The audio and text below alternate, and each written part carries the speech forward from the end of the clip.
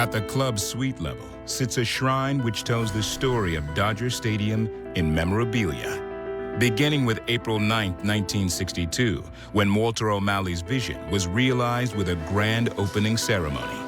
And a time capsule was placed behind this brick wall, where it remains to this day. Less than 24 hours later, the field would open for baseball. We had come to the park in a parade. They had a jam-packed crowd. The spirits were high.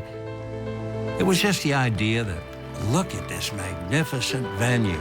It was a long, long cry from the concrete and steel in New York and Chicago and all the other places. It was a tremendous experience. My thought was on winning that game, and I said that'd be a good luck charm. Start out and win the first game. And then typical of the Dodgers, they lost. While the Dodgers lost on opening day, in their initial homestand, Sandy Koufax and Don Drysdale both dominated for complete game wins. When you have Koufax and Drysdale, you know you're never going to go into a slump. It was humanly impossible. You'd go out there and you'd go, wow, you know, we could see a little bit of history tonight, because every time Sandy Koufax was pitching, you might see a no-hitter. And I can't say that about too many pitchers. However, despite Drysdale leading the league with 25 wins and Koufax coming into his own as a star, ultimately, the Dodgers' first season at their new home fell short. Dodger fans were spoiled right off the bat, winning the title in '59. But they couldn't get too cocky in 1962 because even though they had this beautiful ballpark and these great stars, wouldn't you know that they blew a lead at the end of the season and the dreaded Giants stole the pennant. There's always hope for next year. That's what they used to say in Brooklyn all the time. Wait till next year. Maybe this is the year. Indeed, next year, Dodger Stadium would see its very first World Series against very familiar rivals who are now a full coast away, the New York Yankees. The first game, we were in Yankee Stadium and pitching against Whitey Ford. And I believe Whitey struck out the side in the first inning. And, you know, it looked like Yankees were going to dominate. And I struck out the side in the second inning, so we were kind of even. And then we scored a few runs, which made it a lot easier. The Dodgers stunned the Yankees twice in New York to return to Dodger Stadium, where after Drysdale's 1-0 shutout in Game 3, Koufax closed out the series at home. And so that very first year at Dodger Stadium, Dodger fans had that disappointment, and they're the ones, like in Brooklyn, that had to say, wait till next year. And that turned out to be the case when they swept the Yankees in the 1963 World Series. They were good times. They were good teams. They were good people on the teams, and we had a good time and liked each other. Coming up, a phenom, a perfect ending, and a perfect game. But first, see how Koufax's career nearly ended before it started in Dodger Stadium.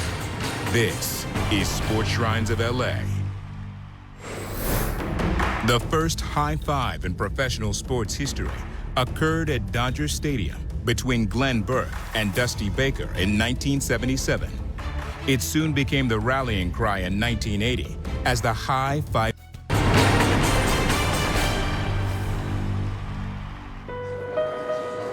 Just outside the top of the park at Dodger Stadium sits the newly installed Retired Numbers Plaza, honoring the greatest legends to ever don Dodger blue.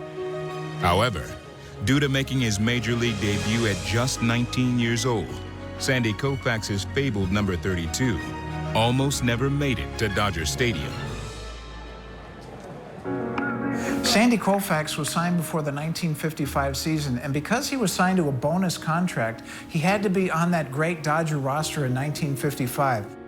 Buzzy Bavasi, the general manager, called me in his office.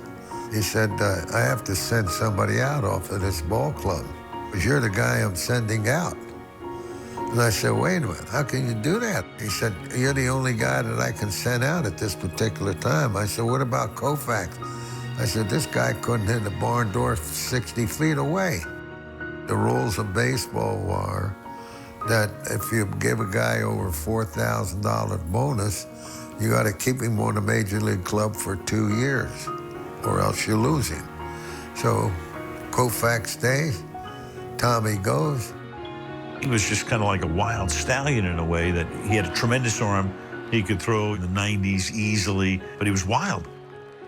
After a disastrous 13-loss season in 1960, Koufax was ready to quit the game altogether. I left the clubhouse and threw everything that I had in the garbage can, and I'd walked out of the clubhouse, and as far as I was concerned, that's the last time I was going to come back into the Dodger clubhouse unless I came back to visit some of the guys 2-3 years later. But in 1960-61, he began to discover himself, and actually Norm Sherry, a catcher in spring training, told him, you don't have to throw the ball that hard because it comes out of your hand naturally anyway. And so some tinkering, all of a sudden Koufax became a new pitcher. September the 9th, 1965, one of the greatest games ever pitched. Well, the perfect game, I didn't even think about the perfect game. I see the zeros up there, and I stayed away from the old adage was you don't say anything to the starting pitcher. It was one of those nights where everything worked out as it went along. Game didn't start with great stuff, but, kind of as the game went on, it got better. The Cubs' 27th batter of the night was no match for Koufax's signature curveball. He swung at a ball. He must have missed it by that far. I don't think I've ever seen a hitter miss a ball by so far.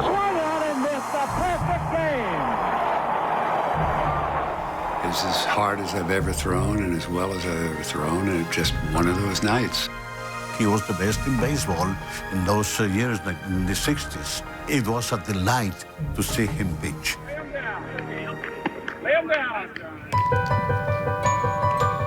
That was an interesting team. We had 15 games to play, and we were 5 games out. We had lost 2 in a row in Wrigley Field, won 14 of the last 15 to catch the Giants and pass them. After losing the first 2 games of the World Series away from Dodger Stadium, the team returned home, where they rediscovered the magic that had carried them into the postseason. It was a struggle. Claude Osteen pitched the 3rd game and beat them. Dunn pitched the 4th game and beat them in L.A., and I pitched the 5th game and beat them, and then Mudcat Grant beat us in Minnesota, and I was fortunate enough to win the 7th game. And the Dodgers have won the 1965 World Series. Koufax is the winner. At the age of 30, sadly, he had to retire because of arthritis in his elbow. After winning his 3rd Cy Young in 1966, Koufax left the game for good. And 6 years later, his jersey would be retired at the site of his greatest achievements, as his number was immortalized alongside those of Roy Campanella and Jackie Robinson. And to thank the baseball fans of Los Angeles who made it so much fun on the road to getting here today. Thank you. And I think all of us who understood the history of the team and understood, what Sandy did for the team had a tear in our eye because there was going to be a passing of the torch. 4 years later, as the country readied to celebrate the nation's bicentennial, visiting Chicago Cub Rick Monday made one of the most unforgettable saves in the history of Dodger Stadium. Rick was in center field, and all of a sudden you kind of heard a little buzz in the stands.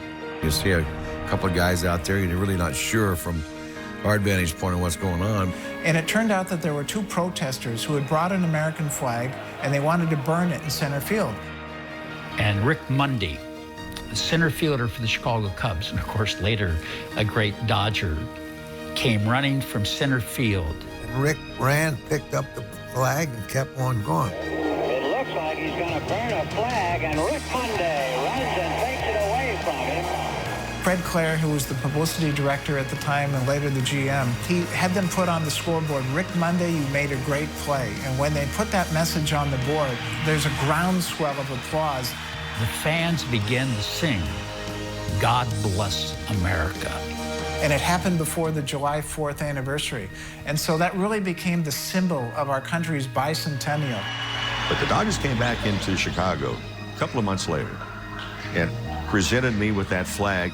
Now, many, many years later, my wife Barbara Lee and I have been able to use that flag to raise a lot of money for military charities. Coming up, Fernando Mania sweeps over Dodger Stadium and a tribute to the City of Angels poet laureate. This is Sports Shrines of LA.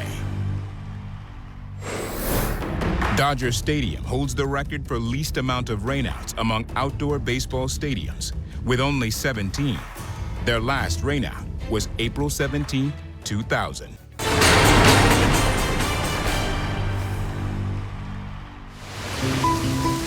Hey everybody, I'm Joe Jarek, the Director of Public Relations for the Los Angeles Dodgers, and this is the Vin Scully press box. Let's go inside. Along the walls here, we have all the writers who have made and broadcasters who have made the Hall of Fame. And then as we make our way to the center of the press box, you can kind of see right here that this is maybe the best perch in the entire park. So there's about 65 working writing spots in the press box. Behind the press box over here, we have everyone who ever covered the Dodgers. And each game, the man for whom the press box is named readies to take the microphone, just as he has done for virtually every home game since the stadium opened.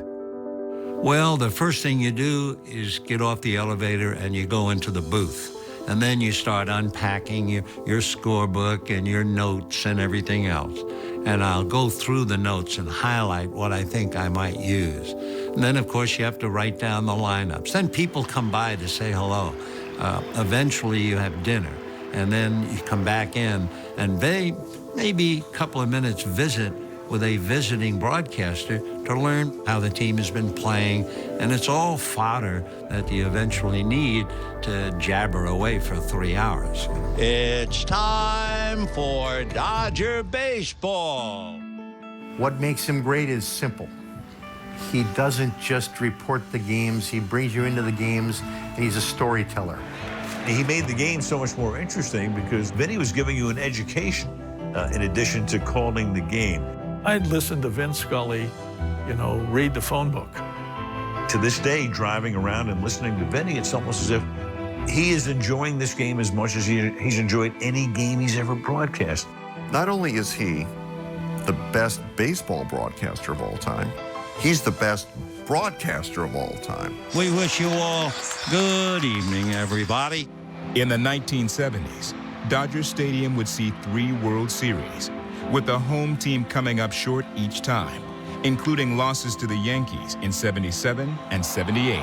However, a new decade brought a change of fortune, sparked by an unlikely new superstar the likes of Dodger Stadium had never seen. Here it was this boy from Mexico, 19 years old, long hair, little bit chubby, who didn't speak a word of English. And he came and he took the city and the nation by a storm. Well, originally he wasn't slated to start, so now I had to pick somebody else out to start. And I said, why not give it to Fernando? I remember when Tommy Lasorda, the manager at that time, he asked me if I can pitch that day. And I said, that's the chance I was waiting for.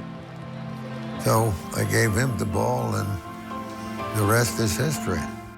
Valenzuela started the season with 8 complete game victories, 5 of which were shutouts, a feat that stands as the greatest opening salvo ever by any rookie pitcher. Growing up in East LA, we would dream about being in Dodger Stadium and watching Fernando Valenzuela. For myself, being Mexican, he was a big part of our culture here in Los Angeles and what he meant to the Mexican community. He initiated an Hispanic, almost a phenomenal, fanatic commitment to the game. Fernando Mania, to me, looked almost like a religious experience. And we would see Hispanic families that have little teeny children with them. I could hear the father and the mother saying to the little children, you see that man out there? He's from nowhere. And you knew that the parents were saying to the children, hope, there's nothing to stop you. You can be as good as that man. It was a remarkable atmosphere. At just 20 years old, Valenzuela led the league in complete games, shutouts, and strikeouts to propel the Dodgers into the postseason, where he clinched Game 5 of the NLCS to set up a showdown in the World Series against the Yankees once again. And after his team lost the first 2 games in New York, they handed the ball to their prized left-hander when they returned to Chavez Ravine for a Friday night game under the lights. You know, sometimes they ask me, what is your best moment in your career? I say, my first game I ever started in '81 and the 3rd game in the World Series. I think those are the greatest moments for me. Valenzuela's complete game victory sparked the Dodgers to sweep at home and ultimately led to the sport's greatest prize returning to LA. And today, the 1981 trophy permanently resides at Dodger Stadium, a fitting tribute to the lasting impact of Fernando Mania. Coming up, how hundreds of workers make the stadium tick on game day, and one of the most fabled moments retold from a new vantage point. This is Sports Shrines of LA. In 2009, the U.S. Postal Service officially presented Dodger Stadium its own zip code, 90090. It's known as Dodgertown, California.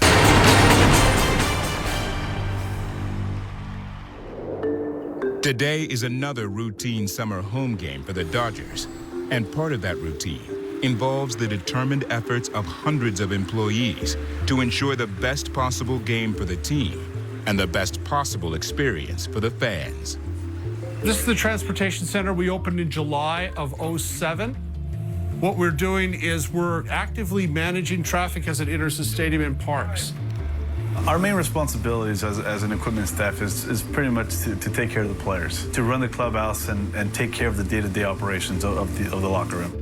My job is to put the bats into each player's cubbyhole. We pretty much pull about 144 baseballs per game for batting practice, so whatever's left over goes into the pot for the next day. I operate the team's video scouting database, which is how the coaching staff and the players prepare for games. There's so much information in the game today. Video scouting is just a whole nother element to the game. My job is as their team photographer. That entails our players, management, staff, etc. We're sitting in here in the Dodger Vision control room. This room is the source of all the video content that is going out. We kind of look at ourselves as being the extra person on the bench. You know, we're trying to get the crowd excited, to keep them in the game.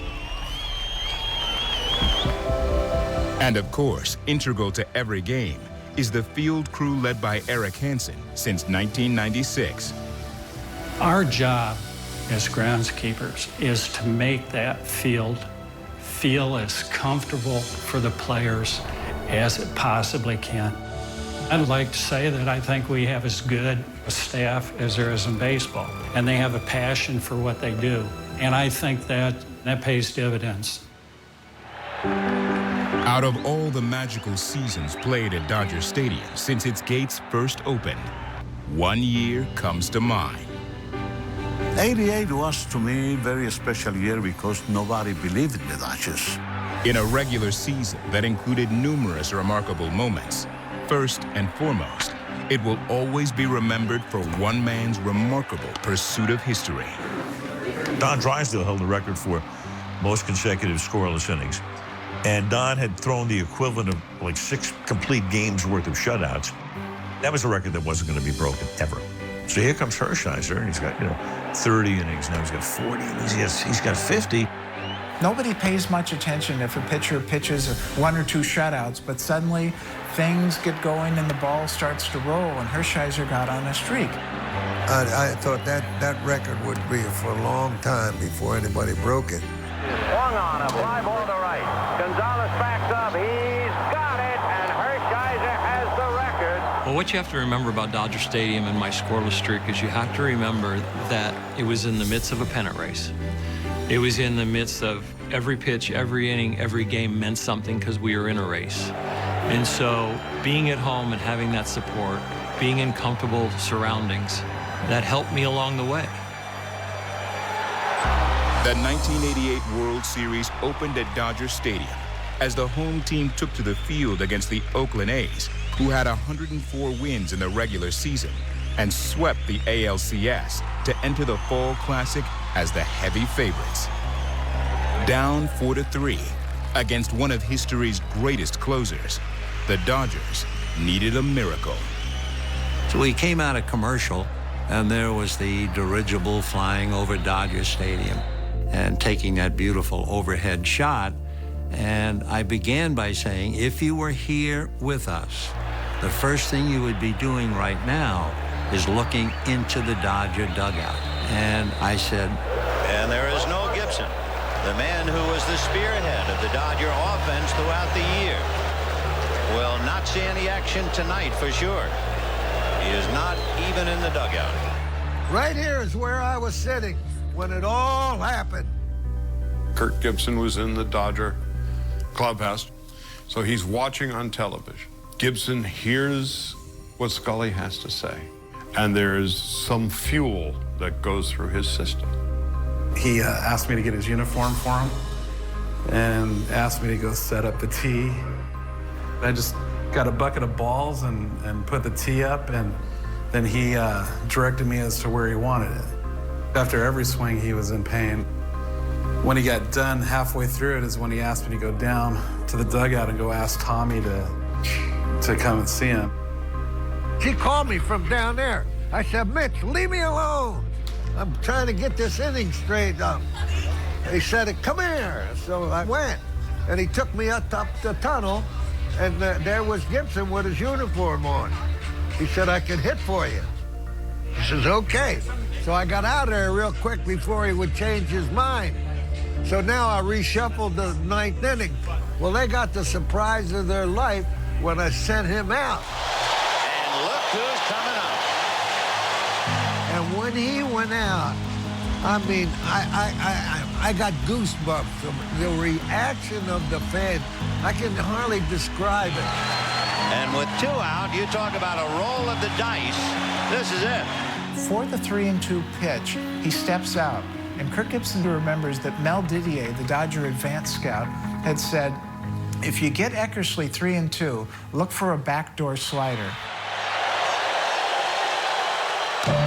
High fly ball into right field. She is gone. Man, I jumped up and I couldn't believe it. I don't believe what I just saw. And a roar that shook the city. They are going wild at Dodger Stadium. Of course, that would be the only at-bat for Gibson. And essentially, that home run in the first game of the World Series, the Dodgers won the World Series on that. Coming up, a new era at Dodger Stadium brings awe-inspiring renovations and a new generation of fans. This is Sports Shrines of LA. 1.6 million Dodger dogs were sold last season, making Dodger Stadium the leader in hot dog. Since its inception, Dodger Stadium has long been home to much more than a baseball team. Well, Dodger Stadium built in 1962, and they thought, well, let's go multi-purpose. Maybe the stadium can be used for other things. Dodger Stadium has had so many wonderful events, whether it's the Three Tenors, Elton John, the Pope, major concerts. I'll never forget the Rolling Stones, and 3/4 of the outfield by the wall was a stage. We've had soccer. We've had just so many different types of events. We've had motocross. We've had the Olympics here. We even had a ski jump. And one of the most unique events was an entirely different Major League sport, as the Kings hosted the Ducks for the most southern outdoor stadium game in NHL history.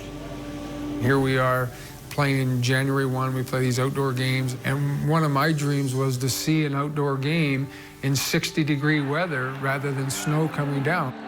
You know, it kind of looks so unique and so different to see a hockey rink in the middle of a baseball stadium. Of all the outdoor games the NHL has done, that was the best ice they've ever had. And I'm proud of the fact that the Kings were able to pull that off. It was very exciting. There's so much you can do in a stadium, and it keeps evolving and it keeps changing. The game is obviously the most important part, but the entertainment is also important. In between innings, prior to the game, post-game, all those types of things. It could be a yoga day. We have something called Bark in the Park each year. We have fireworks night here where people get to go on the field. The really everlasting and almost non-aging component of Dodger Stadium, I've often compared it to a great house that simply gets better over time. However, a great house requires great care. And to keep the franchise competitive, Dodger Stadium has required updating, although some wondered if it was worth it. We were looking at the building and we were doing some concepts about how to change it. This is way back in the mid-90s. So we met with Peter O'Malley. And Peter said, should we just tear this thing down? And I said, no, this building is adaptable. Most of the buildings built back when Dodger Stadium was built had two levels. They had an upper level and a lower level. And this building had numerous levels, which allowed us to take one of those levels and turn it into suites. Before the suites were built, they were all seating. It was called a club level. And there's still parts of the club level to the left of the suites. It was a very private area, it still is. It was probably the premium area of Dodger Stadium before the suites were built and before the dugout sections were built. And another level, at the lower level, we put the dugout club in. That was a unique thing at the time. And now every team that does a new ballpark puts a dugout club in. We added these fantastic entry plazas. We've got everything from kids areas to oversized bobbleheads, oversized World Series rings. And bars and seating in the bullpens. Those have been tremendously popular. It now gives fans a place to get up out of their seat, walk around if they choose to do so downstairs. And it allowed us to connect left field and right field so that for the first time in 50 years, all fans on all levels could walk all the way around the stadium. Recent renovation involved installing the largest high-definition displays in all of baseball, continuing the Dodgers' cutting-edge trends with technology, a trend that was on display 32 years earlier when the stadium revealed to the world the first ever Diamond Vision at the 1980 All-Star Game. Dodger Stadium was the forerunner in all of that. And what quickly happened was that the fans themselves were the main features of the board. By 2012, it's time to get the big new scoreboards. They had to have a hexagon shape as a tip of the cap to the history of the past. They were able to hold on to the uniqueness of the shape of the scoreboard and hold on to that part of history while making the video work within. The next demanding project would be ripping out and replacing all 56,000 seats, paying homage to the original muted 1962 multi-level seating color scheme.